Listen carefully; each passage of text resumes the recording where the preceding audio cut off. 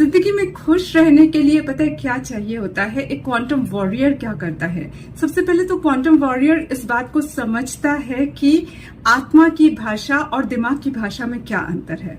आत्मा क्या मांगती है? आत्मा मांगती है शांति, संतुलन, जागृति, अनुभव। और दिमाग क्या मांगता है? दिमाग मांगता है किसी भी तरह से धन वैभव मिले, रिश्ते बचे रहे, नौकरी मिले या बची रहे और सफलता भी मिले। तो एक क्वांटम वॉरियर बैलेंस कैसे क्रिएट करता है अपनी लाइफ में?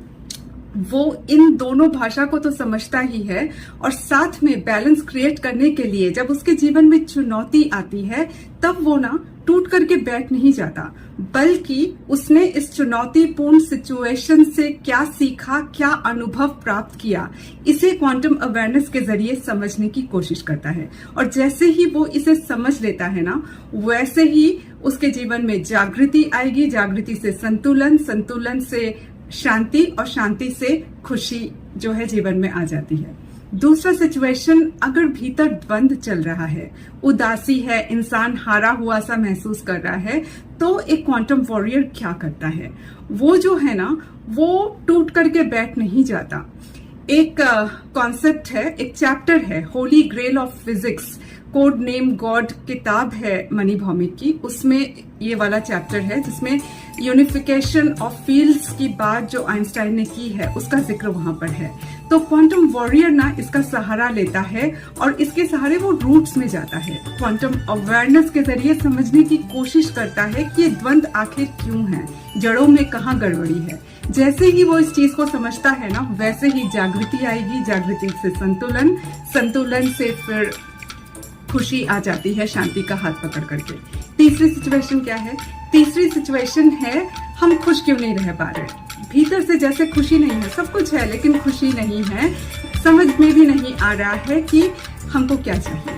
तो ये जो सिचुएशन है ना, इस सिचुएशन में एक क्वांटम वॉरियर स्वीकार कर लेता है कि भीतर कहीं बैलेंस बिगड़ा हुआ है और हमें खोजना है क्वांटम अवेयरनेस के जरिए कि ये बैलेंस बिगड़ा कहाँ पर है। उस बैलेंस को जैसे ही ठीक करते हैं वैसे ही शांति और शांति के साथ आनंद भी आ जाती है। लेकिन चौथा सिचुएशन जो है ना, वो थोड़ा डिफिकल्ट है ना। नौकरी चली गई या फिर नौकरी मिल नहीं रही है, तो ऐसे सिचुएशन को कैसे संभालना है? ऐसे में ना यूनिवर्स पर विश्वास बहुत जरूरी हो जाता है क्वांटम अवेयरनेस के साथ। क्वांटम अवेयरनेस तो चाहिए ही, साथ ही यूनिवर्स पर गहरा विश्वास चाहिए और तब ना ये सिचुएशन आपको ब्लेसिंग्स लगेगी। आपको इस सिचुएशन को ब्लेसिंग के रूप में लेना है। और ब्लेसिंग क्यों? क्योंकि यूनिवर्स ने आपको मौका दिया कि आप एक नए जमीन की तलाश कर सके।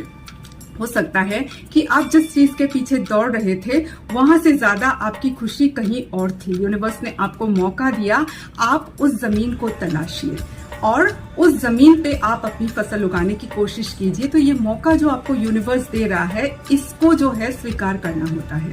क्वांटम अवेयरनेस के जरिए उस जमीन को खोदने की भी जरूरत पड़ती है, भीतर जाने की जरूरत पड़ती है, ये तो है ही, लेकिन साथ ही साथ एक और काम करना होता है, वो है फिनेंसेस को संभालना, क्योंकि सरवाइव भी आपको करना है।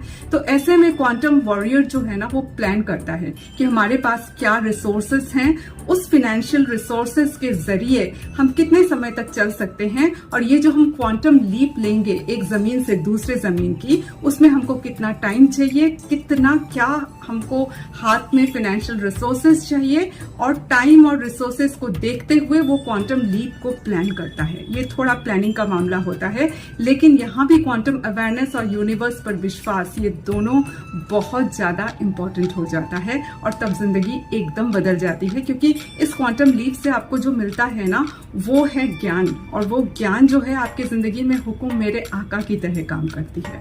तो अब ये हम पर डिपेंड करता है कि हम अपनी जिंदगी कैसे जिएंगे, एक क्वांटम वॉरियर की तरह जिएंगे या फिर सुख दुख के झोंके में झूलते हुए बस ऐसे ही अपनी जिंदगी जिएंगे। ये डिसीजन हम लोगों को लेना होता है और इसी डिसीजन पर निर्भर करता है कि हमारी जिंदगी में कितनी खुशी हम महसूस कर पाएंगे।